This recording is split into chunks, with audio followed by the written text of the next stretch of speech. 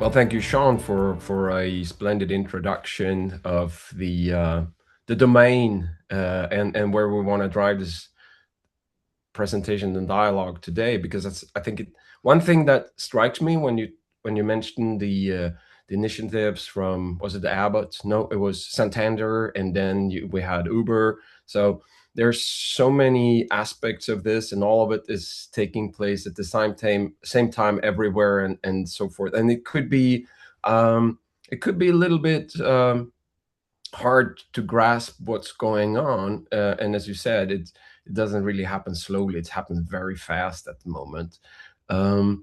So yeah, thanks for having me. And you mentioned the title of the webinar, regulatory, when AI replaces regulatory affairs professionals, what happens next? That is a little bit provocative, of course. And we will get to that, but there's a good point in making that statement, because it is true. But we'll get back to that. It is provocative and it is true, but there's a twist. So before we start, I just want to make one thing clear, and I'm not here to predict the future. I'm here to share what I've observed over nearly 5 years working exclusively with AI for regulatory affairs within life sciences. And after more than 200 conversations with regulatory professionals around the world. So, and some of these observations really surprised me, and some changed my own thinking completely. And today I would like to share a few of them, and also make an announcement that I hope will suit you all very well. So what are we doing? I'm not here to promote Hoodin and the compliance studio. I will, however, use it quickly as a reference to get us gathered around what is what. Because when we talk about AI, we all have different perceptions of what that is and what it can do for us. I would say if we would run a poll right now, the majority would probably say that you use a chatbot for daily conversations in your professional life and in your private life, but it's chat based, where you use an LLM that has a reasoning model on top of it to help you solve problems, explain something maybe, or you just need a second opinion, or you need it to have, check a document. Maybe there's a new guidance and you don't have time to read those 80 pages, and you toss it into ChatGPT or what else and ask for an executive summary. That's how most people use AI today. And there are pros and cons with that. I'll get to that because that's one of my key findings. There's a thing in an AI chatbot's nature that makes us miss something very important. Well, I'll get back to that. That's a cliffhanger. I'm gonna reply on that at the end of this presentation. So now you cannot leave. And it might be in the end, it might be in the middle, so you cannot leave ever, and you cannot stop watching. All right. So AI, the definition of AI, it's mixed, and something that Sean said, the way I heard it, is a little bit that the future is here already, but it's unevenly distributed amongst us, right? And our perception of the future is different. And I'm not here to predict it, but let me quickly show you, because a phrase that I will use a lot during today is vertical AI.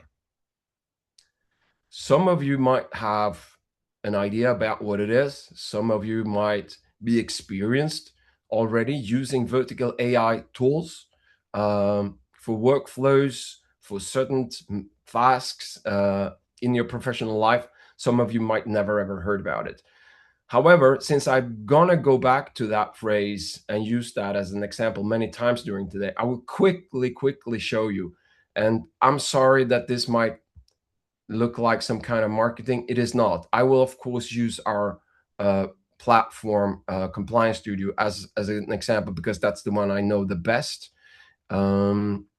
but it will be very, very quickly. Where do I share from?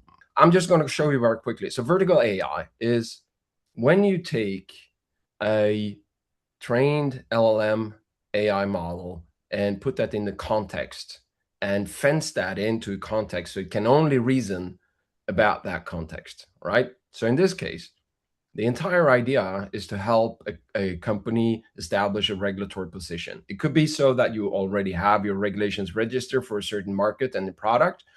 Now you want to run a due diligence in that, making sure that you have what you need. And that's not that easy to do it manually. And the trick here is that you give the AI a context, all right? So you define the domain. In this case, I'm going to take Omnipod Go and Insulet Corporation. It's a medical device. So now I'm telling, I'm here. I only want to deal with this product. I could have chosen my company as well. That's a different, slightly different setup. But here's the thing. Rather than jumping into dialogue with an AI immediately, you dictate and design what you would like to have done. And that's when vertical AI evolves. So in this case, I could choose any country on earth. Let's do European Union, add that. And then I have to add metadata that the studio agent, and this is the studio agent, it's a context-aware regulatory support. And now it knows that we're talking about Omnipod Go on the European market already. And I can add attributes, the intended purpose. I'm just going to go fast here and say it's an insulin pump or diabetes 1 and 2. It's a legacy product, medium risk class. For nothing here. I'm just going to go through this very, very quickly. But you see what's happening here now. I'm providing static information as a starting point to the AI model so that it knows about me and what is going on here. Okay, that's it. Now, what happens is that probably you're familiar with having conversations with Copilot or ChatGPT or Claude. And over time, that dialogue and the reasoning from the AI starts to drift from the original topic. Sometimes that is good because you didn't know where you wanted to take it. But when you have a clear direction of where you want to go, you need vertical AI, because drifting on a topic is completely dangerous, because then the AI can start to make misinterpretation about what you actually want from the dialogue, and the reasoning model goes blurry because you went here and there in your conversation, and all of a sudden the AI model doesn't really get the picture. So with this in mind, what happens now is that I established a regulatory position. I'm not going to talk very much about this. I think you get the idea. And now the studio agent has the vital information regarding this product in order to figure out what regulation should be applicable for this product on the European market, and will present it to me as what ones are applicable, what ones are non-applicable for defensive reasons, and also which one that requires further review, because the set of metadata that we just provided for the AI will never ever really be enough. You know that there are so many nuances in things that having this as a self-playing piano at once, that will be not trustworthy, really. So that's what happens here. And it's reading through actually all the potentially applicable regulations on the European markets for a life science product. I think that's near 150 regulations identified. So we have all those already in our backbone. And that's also important that you have, I shouldn't use the word curated, but probably a stack of information that is designed to make use of for the AI. So we tell them not to go out and search on the internet generally, but look in the set of data that is assigned to their knowledge base. All right. So for some reason, a little bit slow here now, so I'm going to skip this. We can go back and look here later on if we want to. But this was just my little example, just to state what is what. It takes approximately 2 to 3 minutes, sometimes a little bit longer, to get that first regulatory position. Now, what happens later on is, of course, again, context. So maybe I get GDPR as an applicable regulation.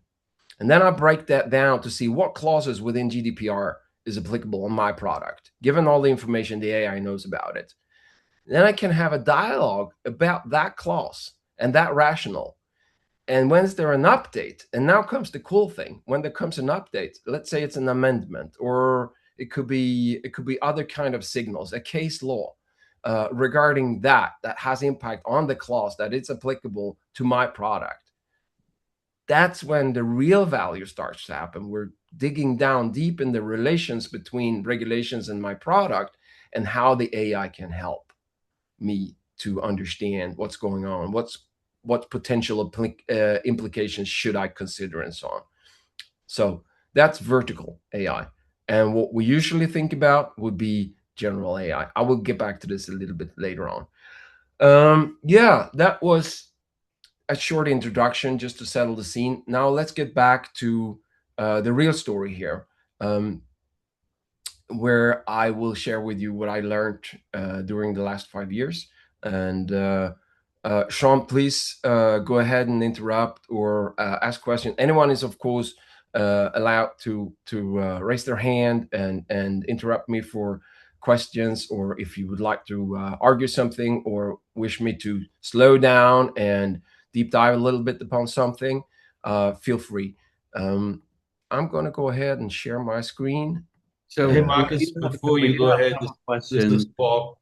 Yep. I got a question. I'm finding it hard to ground what you're saying. So I understand what you mean by vertical AI.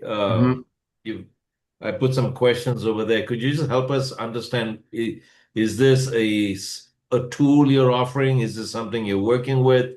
How do we use it in the US? Where's the data coming from? Because there's a lot of AI, vertical AI is just, you could call it a RAG, you could call it an SLM. It's purpose, it's focused. But the question is, where's the data? AI is spelled with one word, data. Without data, you don't have AI. So I'm just having a hard time grounding what you say practically. Yeah, quickly, because we could spend a lot of time walking through that, because there's a lot of different kind of data. First of all, the important data would be the regulations per se, right? The actual documents that are verified and gathered manually, kept as a database for this. So that's the true food, of course. And then on top of that, you have the trained part of the AI model, the reasoning model, which of course is not ours. That's different kind of AIs that we use for different purposes. So we're not an AI company in that context. Okay, so if you take that example, because we're all over here, we're all, consultants in the space, right? So you're saying if one of my clients could use is this a platform you're offering where if I was a diabetes product, like you showed the example, would I upload all my content and then it would reference only related to my specific space? Yes. Or is this a general service I'm purchasing that, and then I have to click, hey, I only want the diabetes related regulation? That's where I'm lost. I don't know what you're talking about. Yeah. So let's if we take this example that I just did, it's every product and every company is kind of unique, right? It has some. If we boil down the technical file to the true essence of it, we get some answers from the uniqueness of the product, right? What kind of components it contains that dictates whether it should have the reach or roach, or maybe it contains some radioactive parts and it's being shipped with radioactive parts and so on. And that gives us the clues and the relations to what regulations that should be applicable for that specific product in that market, right? So we have the data set on those regulations. The user provides the the metadata, the important metadata related to the product, and using that as a combination, the AI has what it needs in order to provide a tailored regulations register for the user on a specific product on a specific market or a company on a specific market. So when you say we, you're representing this company and it's a service you're selling? Yeah, it is. It's a Okay. SaaS That solution. helps. So yeah. Okay. So that's yeah, Okay. sorry about that. So I just use our own Yeah. platform as a reference for to explain what vertical AI is. And as I said, you, Paul, you seem to be very familiar with the terminology, and we're 150 people here today. So I just wanted to make sure that all of us are on the same page when it comes to the perception of what is what. Okay. Yeah, cool. Very good question. Thank you. Did we have any more questions on this? It was a similar question that we had from Karen. Who checks the knowledge base is accurate? You said it's done manually. Yeah. So I assume that's the answer. Then, so is it fair to say you're offering observability around regulations related to a product? Observe regulation. Oh, Uh, did you say observe or obscure? Observability, meaning vigilance, meaning Yeah. uh, Yeah, here's the thing. When you have that panned out, your applicable list of regulations or regulations register, as we call it, that cuts away the noise, right? So the AI, in this case, we use a combination of OpenAI and Perplexity and our own monitoring system as well. Just to make sure that whenever there's something related to that specific regulation, in the context of how it is applicable for you, which means that the AI can actually tell you, yeah, this is important because I read it, and I also read the rationale on why you have this applicable regulation in your this regulation that's applicable in your register, right?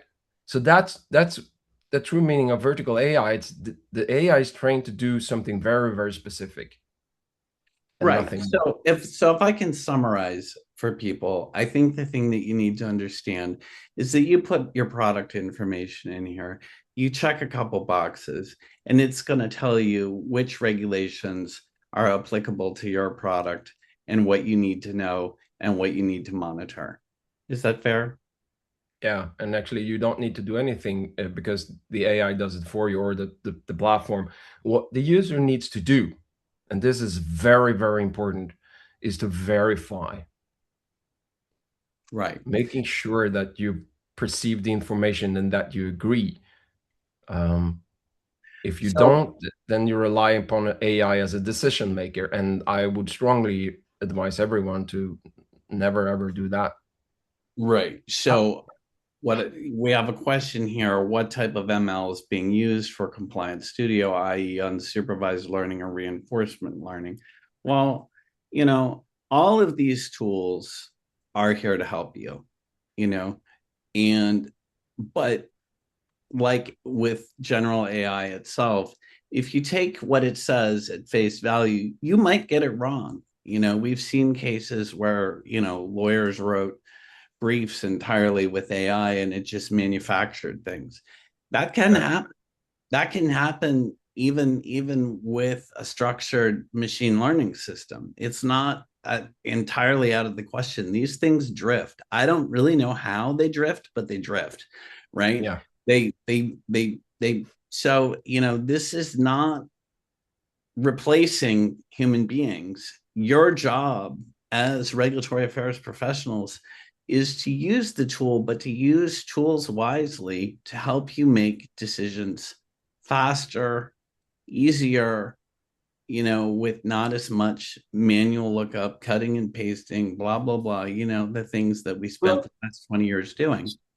Sean, Yeah. to your point, if I can jump in, right? If you take our space alone, regulatory, right? I mean, you take somebody like Carrie who can go through the entire value chain of every stage, every inflection point in a product development life cycle. There are different kinds of regulatory guidelines you need. And if you're saying the statement you just made, we have to be careful to validate. If we're going to validate now, say at the 510K level versus the safety level where Leo would come in, right? Is your system, I'm just asking because this is a very important approach, process to take care of. Is your system going to say, when doing a 510K, all this research, please validate that? And would you be offering at every inflection point of product development a recommendation on what to check? Because if that doesn't happen, we might as well do the research ourselves, right? Just curious Yeah. about that because that's a very powerful, it's an important statement. The human has to validate, but validate what? What can we be 1,000% sure that the AI has done correctly? And what is the AI asking us? Is there a threshold, a gateway for risk management? Yeah, that's a really good question. But also, if you think about it, what you're saying is that when do we know what to validate? How can Yeah, we? How can we ever know that really, honestly? sure. But then we have to revert back to what we know for sure, right? We know Yeah, that looking through whatever our current systems are working, if yeah. I'm going to consider a different tool, I need to be able to trust it. What can I trust and what will the AI tell me? Demonstratively prove, trust me here, but don't trust me there. Yeah, there's one good thing here where you can program the AI to reason with itself regarding the percentage of um, how sure it is on the statement it makes. Mm. So that's a very good technology to use, which we do use often. So when you get, as I said, sometimes the AI will present an applicable regulation for further review, and that's when it's less than 90% sure whether the regulation should be placed or proposed as applicable or non-applicable. So that's one of the examples. It's a really, really big question. I think that question per se is a Friday call focus on its own. I really love the question, and it's huge. And I don't think we have time to address it 90% is properly not, today. yeah, 90% is not acceptable, right? I mean, that sucks. Lives matter here. People die. 90% accuracy sucks in our space. Okay. Well, So, I think that Yeah, we can get sidetracked on this discussion for quite a while, yeah, and I want to keep things moving forward because I think that's important. yeah, Um, to acknowledge your point, Paul, lives matter. Yes, of course they do. When you know we're trying to validate whether or not something is written in a regulation or not, I think that we can all agree that AI can do that better and faster than human beings can. And I think that's what we're talking about when we're talking about doing that at scale. I think the question about applicability of those regulations to a specific use case are where human judgment come into play. So it's not the AI is 90% sure that this application that this I don't think human lives are at risk is what I'm trying to say. I yeah, think that what is at risk is probably more your professional reputation. yeah, And so what you want to do is, like with everything that we've done for our entire careers, is use our best judgment and use our experience and use our knowledge to um, validate things. It's just like reviewing the work of a junior employee. Um, that that's that can how that I can would. read very fast. Yeah, something like that. But let's save that for now, because I really want to make sure we have time enough for me to share with you all my findings, because I think that in itself will answer some of the question raised here and thoughts you guys have. Um, I I hope so at least. So when AI replaces regulatory professionals, what happens next? What I learned from working with AI and interviewing plus 200 over the last 5 years. So will AI replace regulatory professionals? Bold statement. And I say, yeah, but of course, not the way most people think. So I know this is a little bit corny, but it's also important because AI will replace regulatory professionals as we know the profession today. So I think we can bypass the entire question, whether it will, whether it's not, what parts and so on. We need to think about it a little bit differently. It will replace regulatory professionals as we know the professions today, but it's not unique. AI will reshape almost every knowledge profession over the coming decade. Think about farmers. 20 years ago, a significant part of their work was maintaining machinery. But today, many spend their days analyzing data, configuring software, interpreting sensor information, and optimizing automated equipment. They're still farmers. They're doing the same job. And the exact same thing will happen in regulatory affairs. And the question is whether our profession disappears. The question is how it evolves and how we can prepare ourselves for that, for the better. So with that said, what is regulatory affairs really? And this is maybe a little bit boring because you know this from before, but we have to agree. So I'd say that regulatory affairs is about knowledge, research, then monitoring, interpretation, decision-making, communication, and making sure that we have accountability. Where Paul's question comes in, because that's the top of the top of the mountain, more or less. It's super important. And how do we make sure that happens? If AI is such a great tool and we can't reach accountability, and we think that the process to get there is even more cumbersome, then it's no use, but there is. So many people might think about regulatory affairs as documents, technical files, submissions, SIRS, SOAPs, but the documents, they are only output. So what I'm stating with this picture or slide is that regulatory affairs is about acquiring knowledge and monitoring the changes for that, understanding what it implies, interpreting the requirements, and assessing the impact and making the decisions and communicating those decisions across the organization, right? So in my opinion, that will be the profession per se. And looking at it in that way leads us into how to think about this, just as the farmer evolved from moving from maintenance of machinery and knowing everything about soils and crops.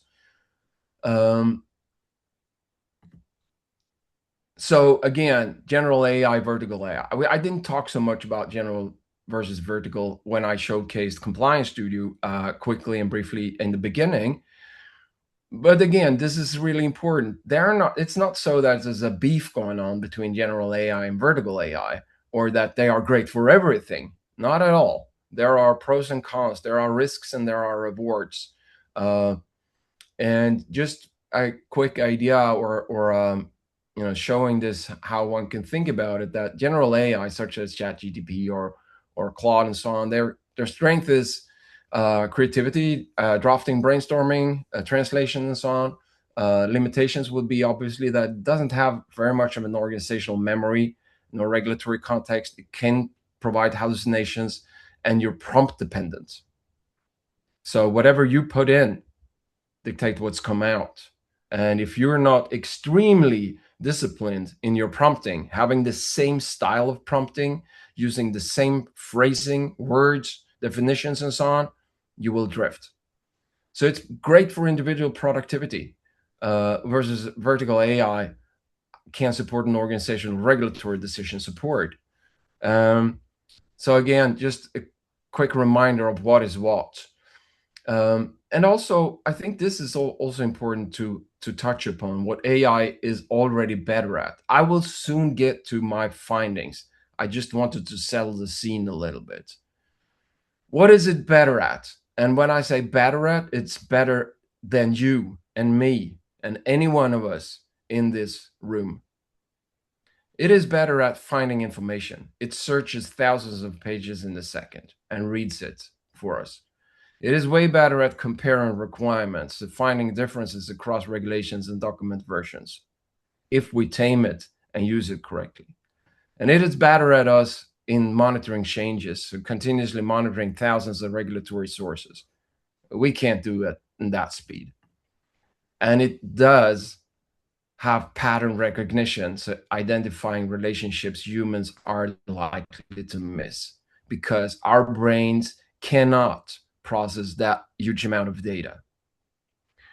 So this is what it's better at the moment, and also important to remember.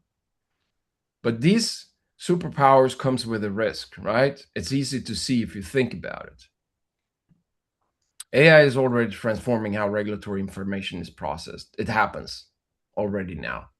So the question we have to address now, I think, and that this taps in a little bit to what Paul said and in his questions. And I think that this is a busy slide, but I'm just going to take a few of these questions. And I hope we all share that these are very important to address. What work should AI perform, and what should always remain human? How do we validate AI-supported regulatory decisions? What level of transparency should AI provide? How do we maintain trust in AI-assisted regulatory work? And what competencies will future regulatory professionals need? I mean, if we are to use this very, very powerful tool, we obviously need new competencies. How should organizations govern the use of AI? How will regulators and auditors expect it in coming years? How do we ensure consistency and responsibilities adoption across the profession? This and probably 100 more questions needs to be addressed now. Not now, as in this webinar, we don't have time for that. I can speak fast, but not that fast. And it will bore you. So those are the questions. I just want us to have them in the back of our heads when we jump into this. So my biggest observations after 200 conversations, probably almost 300 now. Of course, many of those happened 5 years ago, and they are more or less obsolete because it was in the beginning of the beginning. But the path, the way I had the opportunity to follow people's reactions, behaviors, perceptions of AI and regulatory affairs along the way has been really valuable. It changes. Of course, a dialogue with someone today is completely different to what it was 5 years ago. But nevertheless, this is what I heard. So the biggest finding really, it was and it still is inconsistency. So some regulatory professionals, they're generally afraid of AI. Will it take my job away? Will it change my job description and my profession into something, less valuable? Will it make me stressed? Many various things that creates fear. And simply a statement, we should not use it. Then some dismiss it as unreliable and overhyped. And I cope with that. That's we're different humans. Some of us are early adopters, some are late adopters, and some are in the middle. That's the way it goes with changes. It's nothing new. And this is our built-in system on how to react to news. And we're different there. And then we have the experimentation. We're testing a few use cases, and they just jump in and test various things and have iterations, and all of a sudden dies out and then comes back. That's a big chunk as well. And then we have the ones that goes into dependency. I use it for almost everything, Sean. And then we have the final ones. I grouped them. There are probably more groups than this. But then we have the ones that performs misuse. They use it without a sufficient context, a review, or control. They, as I say in the bottom of this slide, very few organizations, well, I shouldn't say very few, but a lot of organizations appear to use AI in a deliberate, efficient, and mature way. Most but and most believe they do. They think they do. Maybe that's my perception because I have more experience and I know what is truly efficient and what is not. And this is a learning curve, of course. Okay. But what surprised me most was how few organizations seem to use AI in a deliberate, efficient, and a mature way, which shouldn't be a surprise. Maybe I had high expectations, uh, and but it kept coming back over these 5 years. That's the one thing that has been constant over 5 years, really. Okay. It's Uh, interesting that you bring that up, the 5-year trajectory. I started using it about 3 years ago. I'd like to get a sense from the people on the call, if they're using AI, if they feel that they're using it, what is deliberate, effective, and mature way, or because I think there are a number of people on the call who probably just started using in the last 6 to 12 months, yeah, and I think there needs to be an experimentation stage, and absolutely. you become convinced that it can help and understand how it can help. Yeah. But where are the people on the call? We have 200 people on the call. Please, put in the chat where you are. You can write the word dubious. You can write skeptical. You can write the word dependence, experimentation, dismissal, fear. I don't care. We're not or here or to mi- judge. or misuse. That would be really mature to to state that. Yeah. Yeah, you know, I'm sorry. I think part of the reason, just as you said, it's a learning curve, and the future is a little bit uneven distributed. Um, but a lot of people may not fully understand what AI is, what it's good at, and where its limitations begins. I think there is another reason, and this is really important. Most of us started to use AI through a chatbot. And what happens is that a chatbot provides instant gratification, especially now. It didn't do so in the beginning when we tried out ChatGPT 4.1 and so on. It was just crap, really. But we were surprised, like, how on earth can it reply so well in no time? This is magic. That instant gratification, you ask a question, receive an answer immediately, and that makes it very easy to focus on the next prompt, the next document, or the next shortcut, and very easy to lose sight of the bigger question. What should AI change? What should it not change? How should regulatory affairs evolve around it? Because you got dragged in uh, due to this instant gratification. And the dopamine that we get in our brains from using AI is probably equal, if not worse, compared to social media. So that's the danger of using chatbots and AI, really. And I think that is a bigger thing than we maybe think about. And it's a part of my experience as well. What I see happen with people, especially the ones that goes into experimentation and dependency. Um, yeah. Sorry, you're muted. Sean, you're muted. Yeah, we have a question from Maria. Yeah. Okay, it's a quick comment. You mentioned, Marcus, that there was no organizational memory.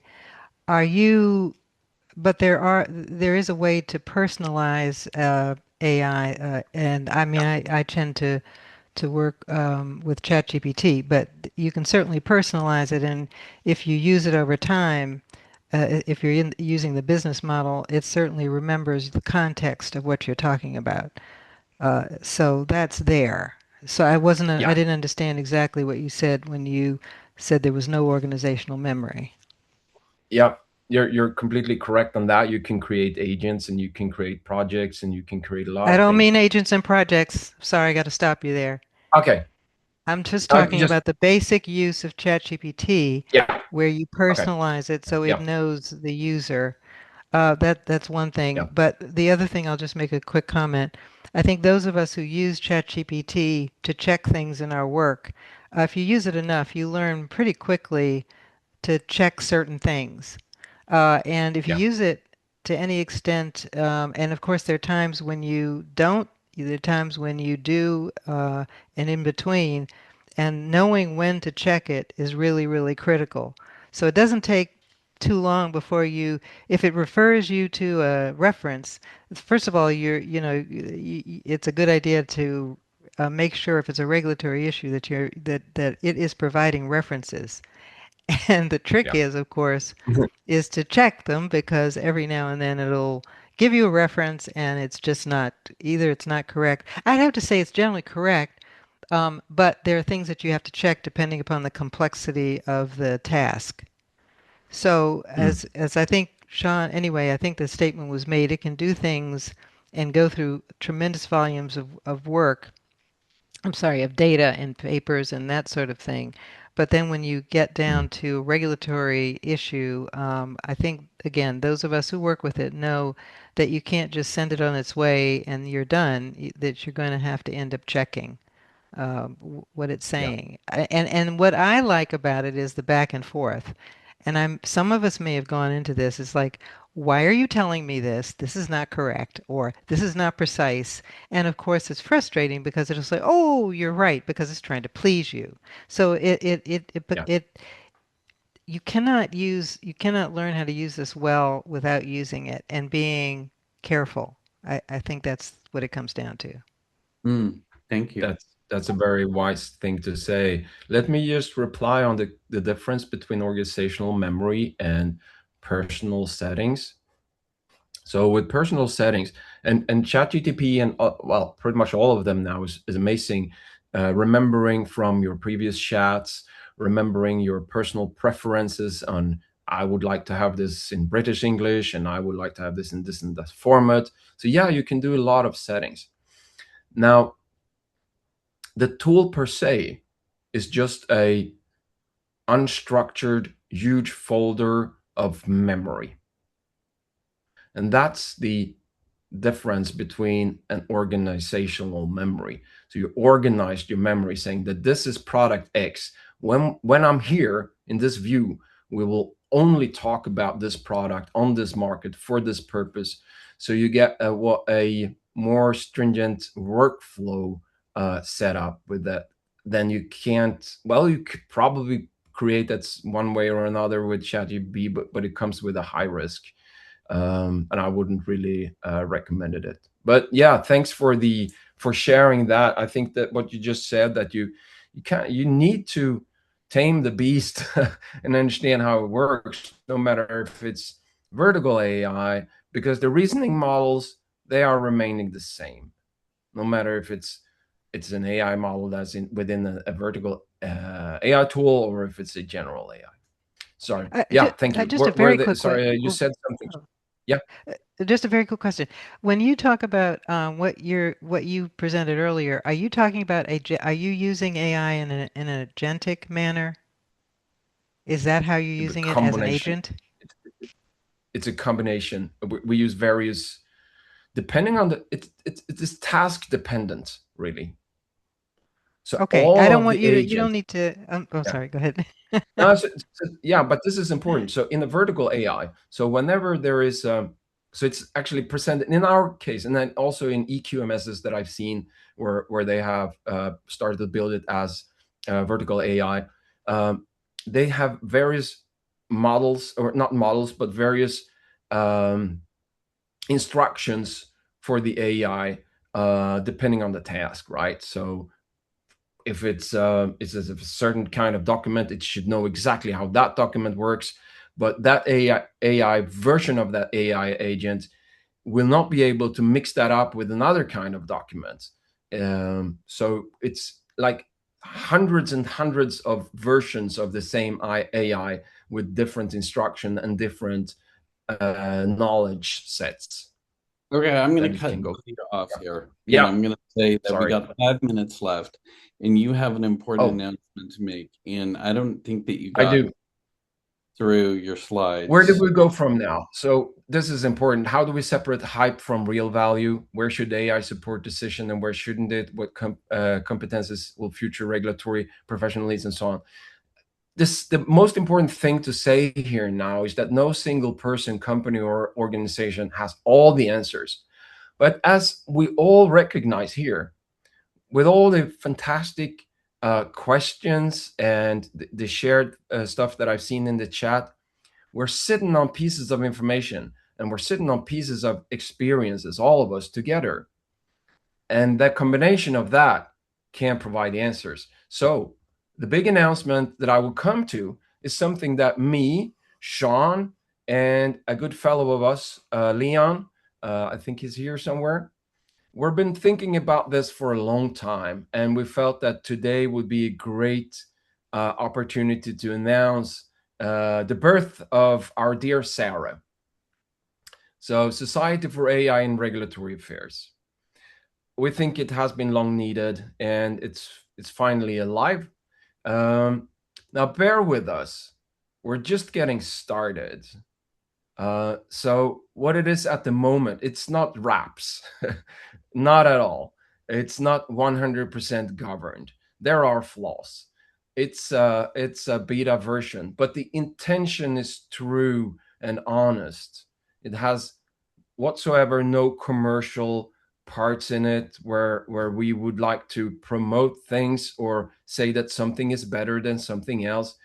We just want to share. So we kindly ask you to join this growing international community, learn from experts, share your own experiences and perspectives, and help share the future direction of Sarah itself. Because all of us together should be the one that define what Sarah is needed for. We have a fairly good idea. There is a codex that you can read on the Sarah website. It's unfortunately hosted under a corporate domain at the moment. We will move that, but don't be scared by that. Maybe I shouldn't even mention it because now you will read in the in the URL. But it will be moved. So it's not the finished version. This is the very beginning. And we fixed the typo on this slide, but then we forgot to fix the slide deck. So yes, thank you for pointing that out. Hide it somehow. And that's okay. But we were aware of it. Yeah. And we ran out of time, just as we're about to do now. So there was one question. Someone, who was it?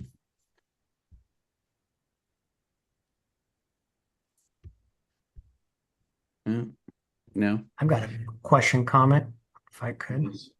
Yeah, I would just say, great presentation, Marcus. I think a lot of what you're saying rings true. I think my observation on this has been that, or I'll give you my position. I think AI is at the point where it can be like extremely, extremely, extremely powerful and can do almost everything you need it to do. And to the extent that a person doubts that, it's largely tends to be a skill issue.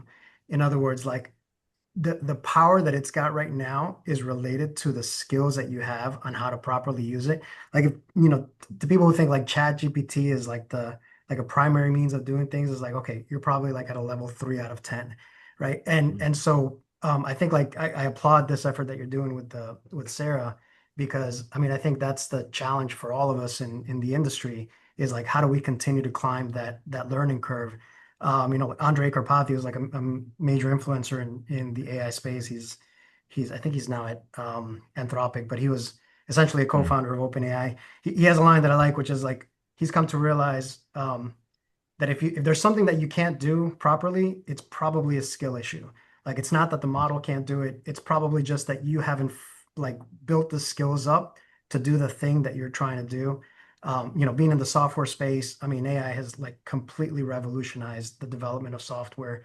Being in cybersecurity, like AI is completely revolutionizing cybersecurity. I think we all got a taste of that with what happened with Fable and GPT 5.6, where the models are so powerful that literally the government had to step in. And so I think this, again, I just applaud this effort, because to the extent that as a group, we can continue to climb that learning curve, it'll just allow us to do better work.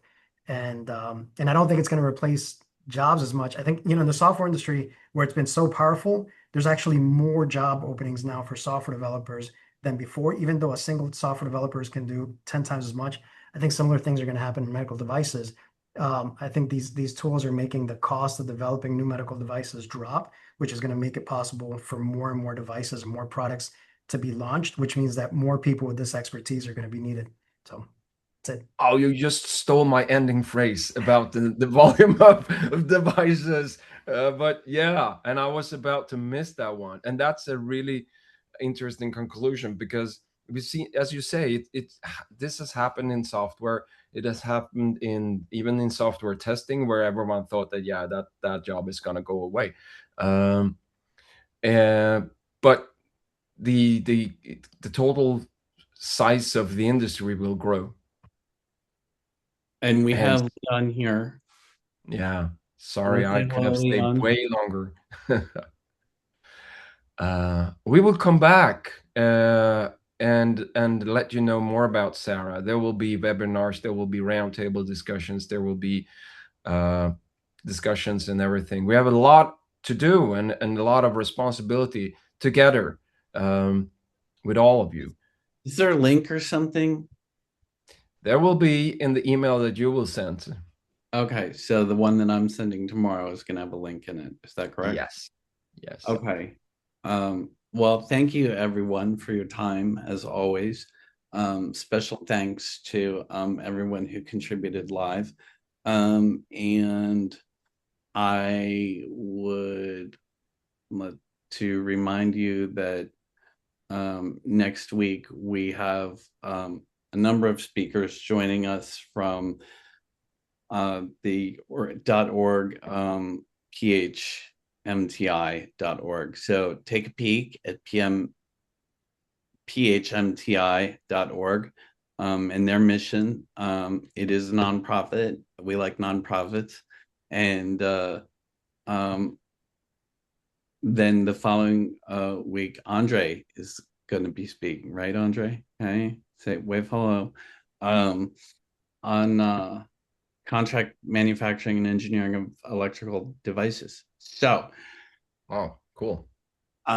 Yeah, if any of you need a manufacturer, he's your man. So here we go. I know I'm forgetting something, but all right. Thank you, Marcus. Thank you so much. I will now go out in the Swedish heat of extremely hot 26 Celsius degrees, as you laughed about. Yeah, babies. Yeah, I know. Vikings. We're Vikings. Viking Baby Vikings. Baby Vikings. Hey, thank you so much. Have a lovely weekend, all of you. And thank you, Sean, again for arranging this, and also for the great contribution to create Sarah. Thank you. Thank you. Want to connect with the community? Watch the replay and meet people on MLVX.ai.